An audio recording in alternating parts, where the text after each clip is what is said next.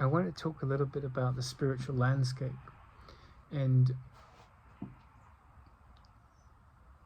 we live in a time of celestial speed up. There's been more change in this period of history than in any period of history that preceded us.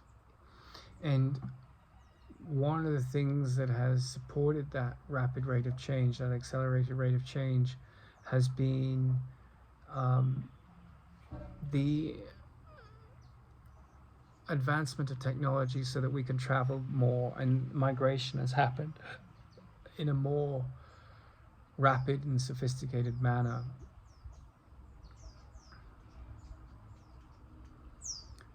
And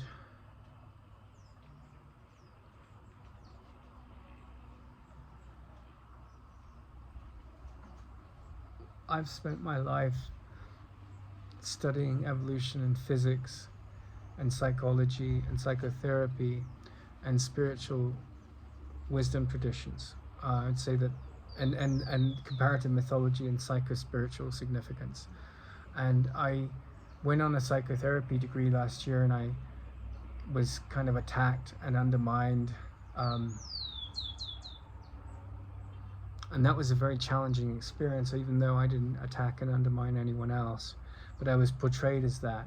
This sort of false, weaponized victimhood agenda was foisted onto me in this culture of sort of the woke ideology, which, by the way, I grew up in a family that was very supportive of that. My sister's black. My mentors in later life were brown and Indian. And so I'm colorblind in that sense, and I've had a lot of gay friends and lesbian friends, although I'm straight. And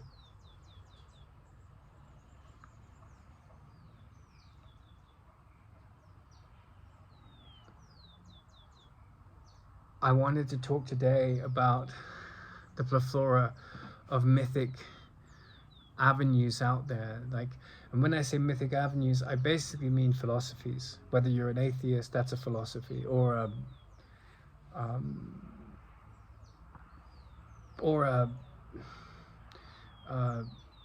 some believer in some cult or other, whether it's a Christian cult or church, or an atheist cult,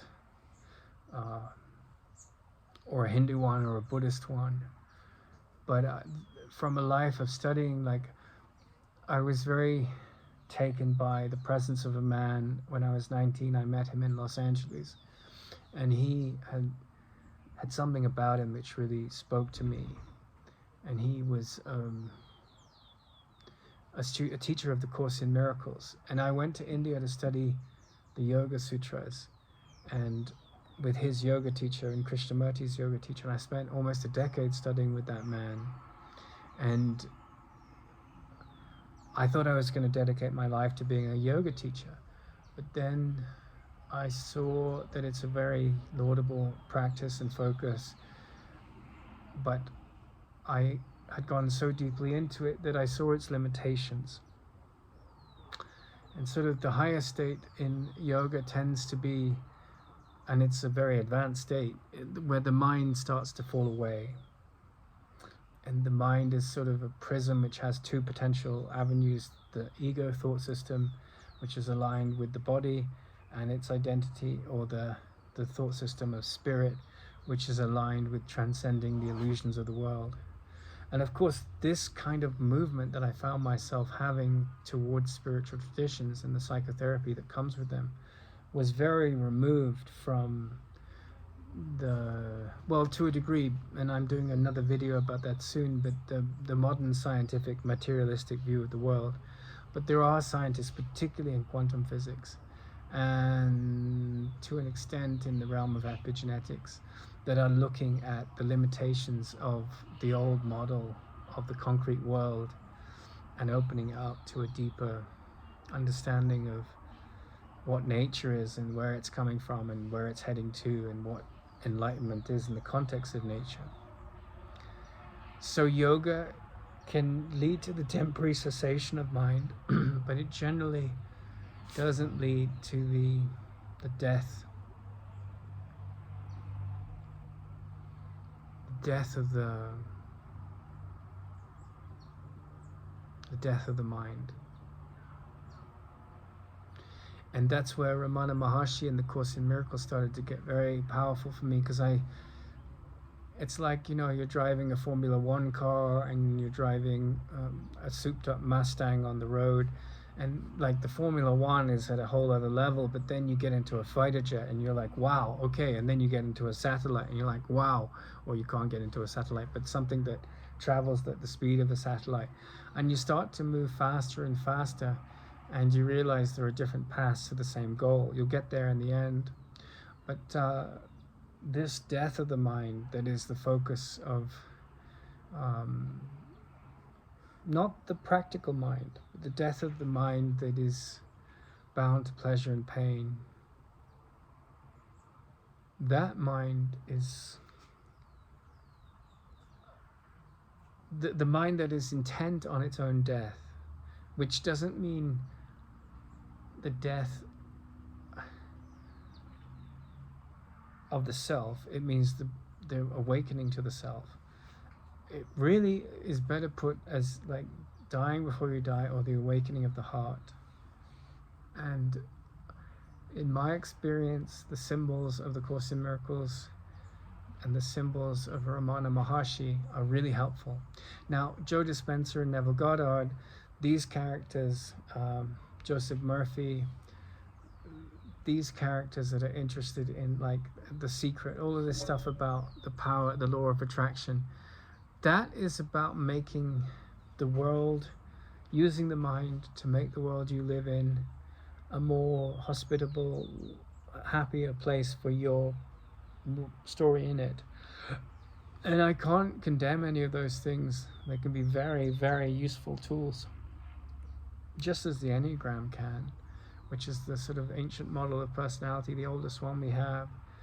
But they're not tools to enlightenment. They're tools to a happier dream in the illusion of samsara. The word samsara means in Sanskrit the realm of illusions, or the realm of opposites, or the realm of perception.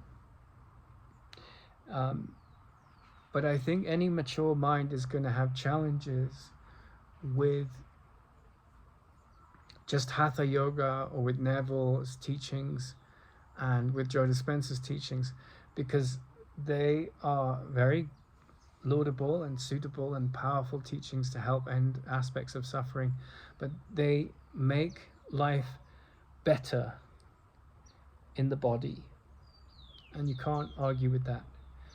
They don't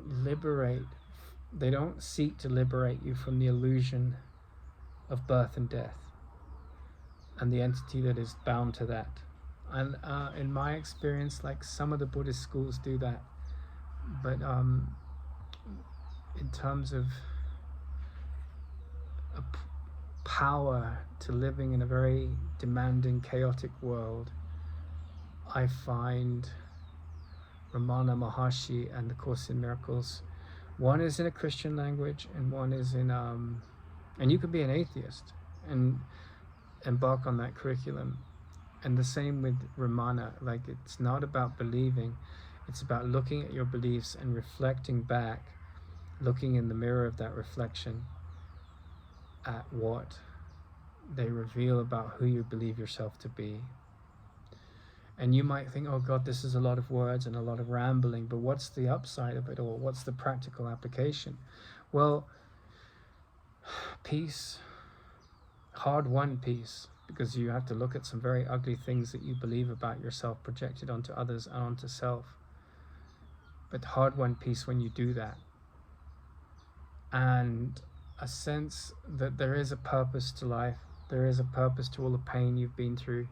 There is a purpose to all the madness that you see in the world, all the war and conflict. And behind the agenda of the world, when we choose once again, there's a sort of dawning of awareness, which is often very difficult, because often the people that are most attuned to this kind of journey are very, very sensitive people. And I don't mean by that neurotic, but neurosis can creep in if you're not very, very careful. But sensitive in the sense that, not in the superficial sense that, oh, I can't kill an animal, or like I have to be a vegan to be spiritual. I eat just beef at the moment, and I think it's very smart. I mean, I think we should be pushing beef farming through the roof.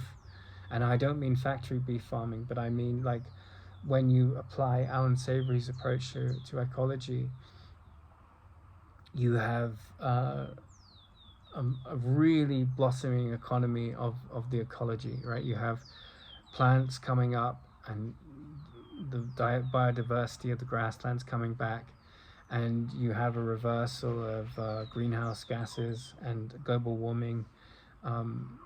This whole stupid myth about methane from cows and so forth, it gets nullified when you farm properly, right? A tool is only as good as the workman that's using it, and that applies to agricultural management and methods. So yeah, I don't mean like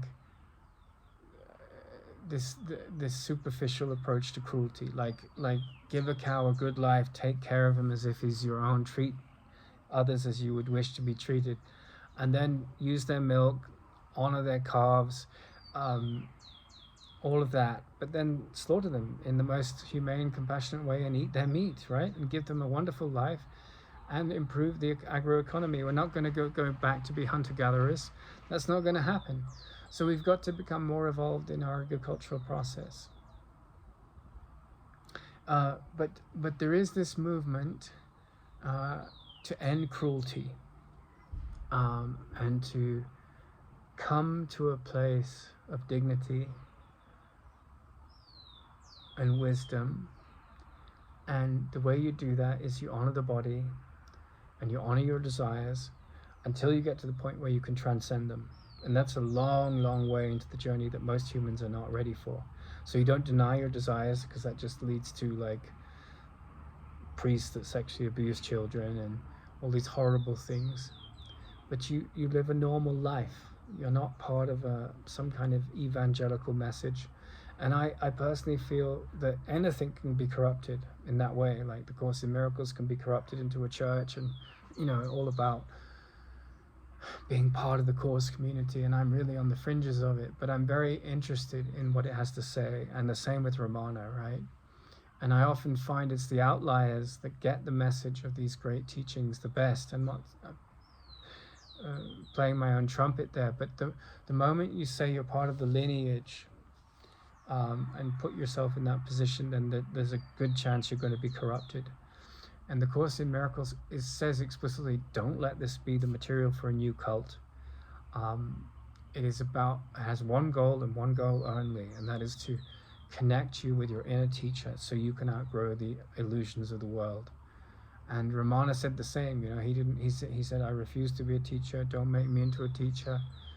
I'm just speaking my truth, and don't go and make a religion out of what I'm saying.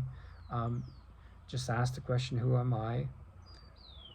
Emerson said, whosoever would be a man is a nonconformist. And so you don't fall for the insecurity of the masses. The masses want someone to tell them what to do. But it's much harder to find out what's true for yourself. And when I left the university, I was like, my insecurity came in, and I said, I'll become an English teacher. I'll just do that. And then I realized why I was procrastinating about going back to those studies was I wasn't really interested in it. My main interest in life is the harmony of man and the psychospiritual liberation of man and the ecological wisdom of man. And I'm a polymath in that sense. And the world isn't very interested in polymaths. They're interested in people that fit into a box and do a job well. So my bliss was about being a maverick, much as my hero Joseph Campbell was. And so what I decided to do, it just came out of an organic process. I was like, put yourself out there to a wider audience, build a YouTube channel, and go back to Sutranovum, where Sutra is focused on all the best things of the Western culture, the Eastern culture, which is Ramana Maharshi. The best pathway into that from the East is the Yoga Sutras, and a lot of great wisdom traditions that come from the East. And then the other way into Ramana is through the Course in Miracles in the West, but then also these Greek vehicles of wisdom, Parmenides, Pythagoras, Empedocles, these great founders of Western civilization, and Logos, which is a mystical understanding of logic. And we've bastardized that, and we've compartmentalized that, and we've lost the holistic wisdom. And I really was quite inspired when I came across Alan Savory's work, because he was taking this, Logos means the word, or it means understanding how to act in alignment with the wisdom of the whole. And this Logos is applied in Alan's approach to the grasslands of Africa, the grasslands of North America. You can reverse the deserts of the Sinai and the Sahara with his approach. And not one agricultural policy of any country in the world is, to date, at the time of speaking, aligned with that wisdom. It's aligned with this mad reductionism. So I wanted to create sutranovum to support these elevated approaches to the mind, and ultimately to help me on my journey to repeat and repeat and repeat and repeat and repeat and repeat and repeat and repeat and repeat until I perfected my own mastery of my deepest interest, which is, who am I? You know, I am spirit, right? And to do that in a way that aligned with a deeper connection with the holistic intelligence, which the universities of the world and the economic governments and the economies, blinded by the vested interests of the powerful few and the arrogant, often arrogant academics and doctors, miss out on, right? And so that's why I created Sutranovum, to look at diet, to look at psychology, to look at the context of the universe through the prism of enlightened perspectives.